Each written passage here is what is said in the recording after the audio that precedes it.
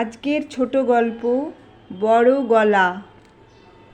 বৌমা গরম চা নিয়ে ঘরে প্রবেশ করতেই মীনা দেবী বলে উঠলেন, বৌমা, চায়ে চিনি এবার 2 চামচের জায়গায় 1 চামচ দিও। বাজারের যা অবস্থা। আর টুকুন কি এখনো ঘুমিয়ে? এবার একটু নড়াচড়া করতে বলো। আর কতদিন এভাবে চলবে? মুখ নিচু করে ঘাড় নাড়ে পৌলমী। খুব শান্ত ভদ্র, মাথায় পাহাড় ভেঙে পড়লেও মুখে রা নেই। ভীষণ চুপচাপ, তবে অসহ্য হয়ে গেলে আগের থেকে এখন কথা বলে।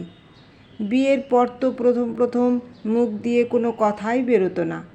ঘরের বাইরে যেতেই মীনা দেবী একবার ডাকলেন, বৌমা, তোমার বাপের বাড়ির কোনো খোঁজ খবর জানো? খানিকটা চমকে গিয়ে শাশুড়ির মুখের দিকে তাকায় পৌলমী। কেন, কি হয়েছে?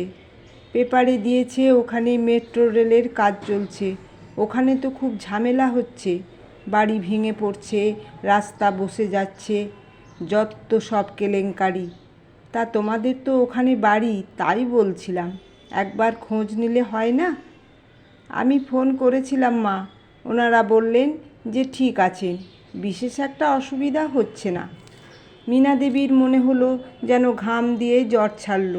কিছুটা আশ্বস্ত হবার পর জিজ্ঞাসা করলেন, ভালো করে খবর নিয়েছো তো বৌমা?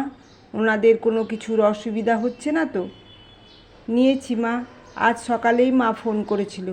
বলছিল তোর শাশুড়ি মাকে বলিস আমাদের জন্য যেন কোনো রকম দুশ্চিন্তা না করেন, আমরা ঠিক নিজেদের সামলে নেব। তখন দুপুর হবে। বাড়ির সবাই খাওয়া দাওয়ার পর একটু ভাত ঘুম দেবার জন্য উদ্যোগ নিচ্ছেন। বাইরের দরজায় বেল দিতেই মীনা দেবী চিৎকার করে উঠলেন, বৌমা, দেখো তো এই ভর দুপুরে আবার কে এলো বাড়িতে? ওপর থেকেই বৌমার চিৎকার শুনে চমকে উঠলেন মীনা দেবী। মা, বাবা, ভাই, বোন সবাই এসেছে। মীনা দেবীর জ্বরটা যেন আবার ধুম করে ফিরে এলো। নিজের মনেই বলে উঠলেন, সর্বনাশ, প্রায় তো নিশ্চিন্তি হয়ে গিয়েছিলাম, আবার কেন? উত্তেজিত হয়ে বলে উঠলেন, বৌমা, বলে দাও, চাল শেষ, ডাল তো পাওয়াই যাচ্ছে না, আটায় পোকা। তোমার শ্বশুর মশাইয়ের পেনশনটা আগের মাস থেকে ব্যাংকে ঠিকঠাক পড়ছে না।